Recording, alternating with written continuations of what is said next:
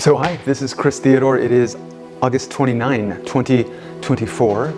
It's a Thursday, and the ideas that I'm going to share with you today, the first one is give what you can. Give what you can. And I was thinking about this idea as I was driving home after doing my carpool duty today. Is that I was thinking, well, what is something that I could talk about that is positive, that is something at the crux of what it is to live at one's best, and or as Jesus would say, to live, just to live in general. And I think it comes down to, at least partly, give what you can. And what I mean by this is we all have something that, because there will be no one like us ever in the history of the world. That means that there is something in us that is unique, and most likely something that we can give that is unique to the world. And so life is really about detecting, as Viktor Frankl said, detecting one's meaning. But I would change that to, it is about detecting, first of all, detecting what it is that we have to give to the world, and then to give it. The thing that I want to give, and the thing that I should give,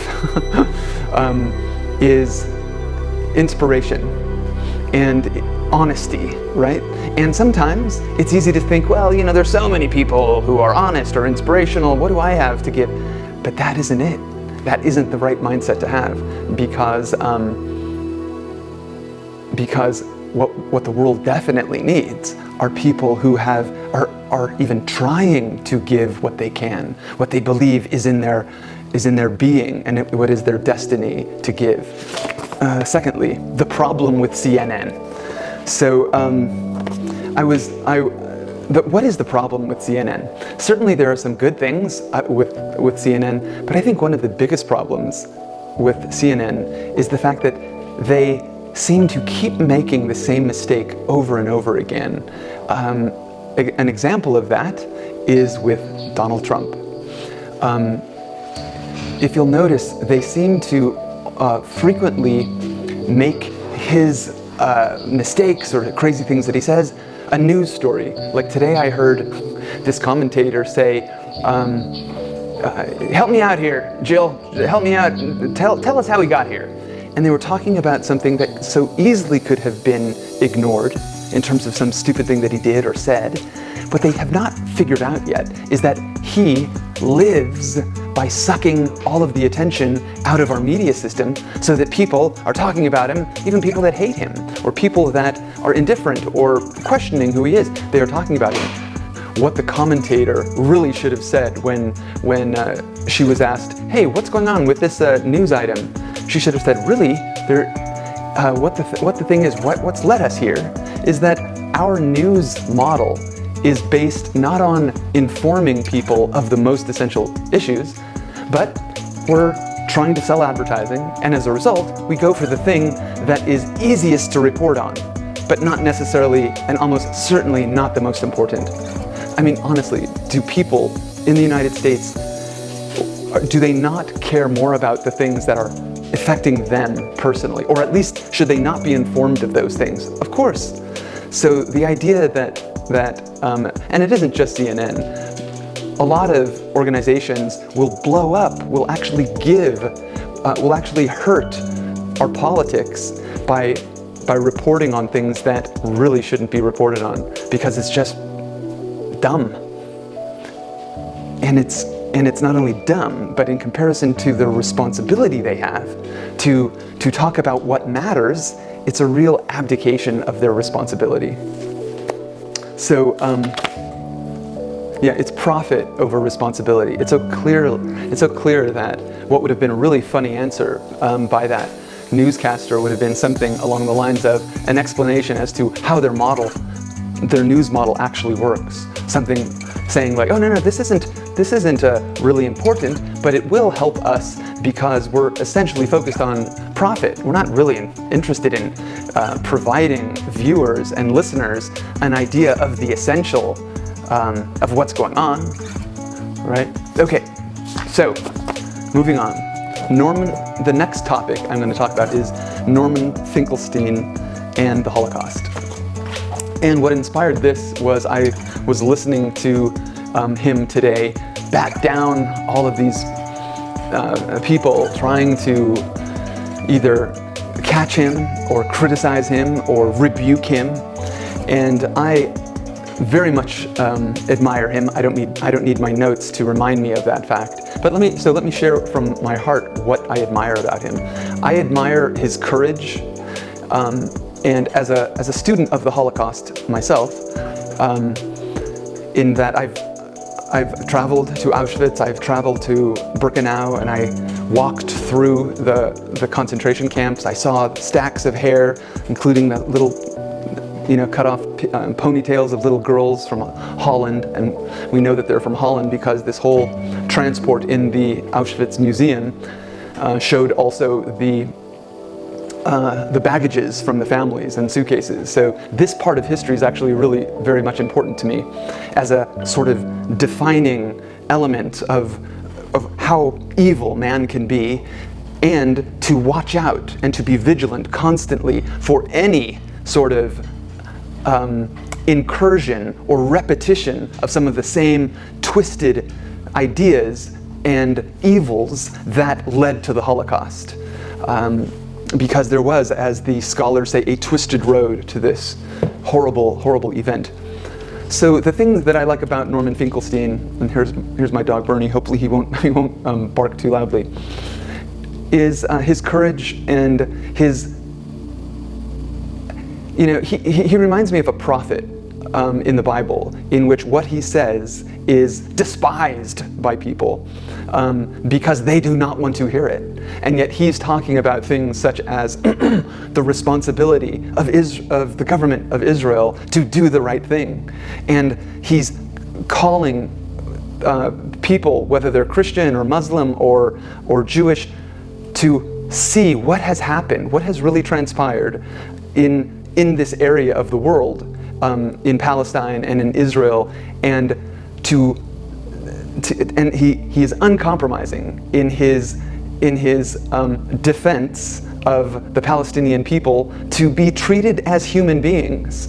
And never have I heard him display a sort of disregard for Israeli lives. Never. What I have heard him display and show is a contempt for rules or a mindset that allows for brutality and killing and genocide and all of the lying that is done to defend it and to perpetuate it and to fail to take responsibility for it.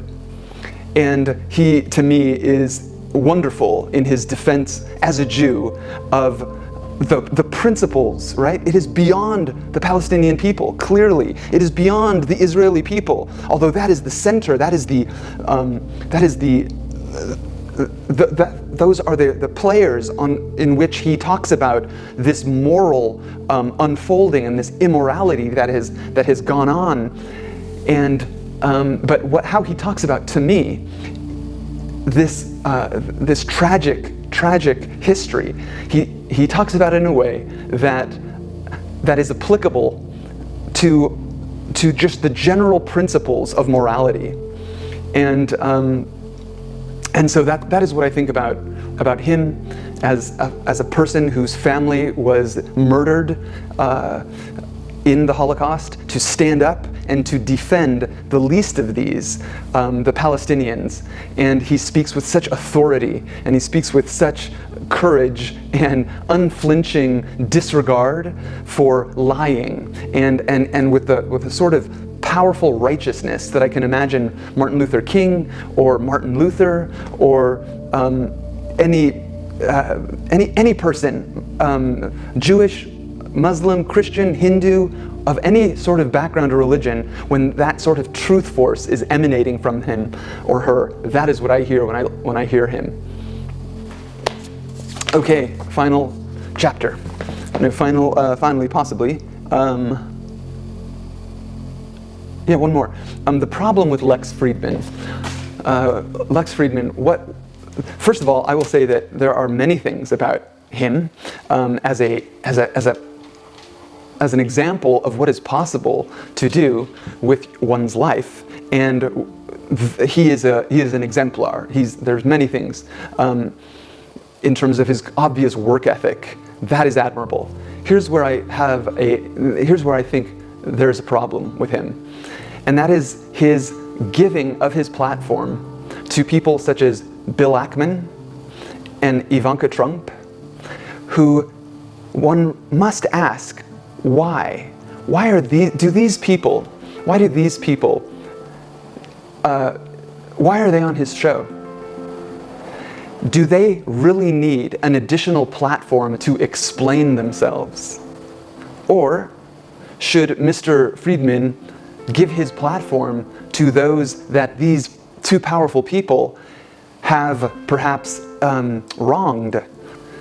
In the case of Bill Ackman, his blacklisting of protesters on college campuses is a sad spectacle. Now you might think that, yeah, it's not that big of a deal. It's really not that big of a deal. Why not? Now we'll get to learn a little bit more about somebody who's controversial. But that's not good enough. And I think that what has happened and what has gone on is that he is not embroiled, but he is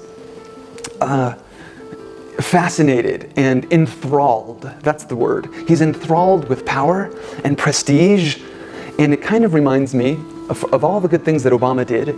The thing that he did not do well was he didn't send bankers who hurt the American people during the financial crisis to jail. And I think Obama was too enthralled that he had reached a place of power in America, kind of national prestige, to the point that he didn't want to rock the boat. He didn't want to lose that. And I think a very similar thing has happened with Lex Fridman, to a lesser extent, of course. But he seems to me to be enthralled with power and people. And now that he is part of this super elite, or at least he wants to be, he is no longer really providing a sort of much needed critique of these people, including asking hard questions, difficult questions that people such as Ivanka Trump should be called on to answer in terms of her own role on January 6th, for example, standing there, why she did not do more, why she did not call out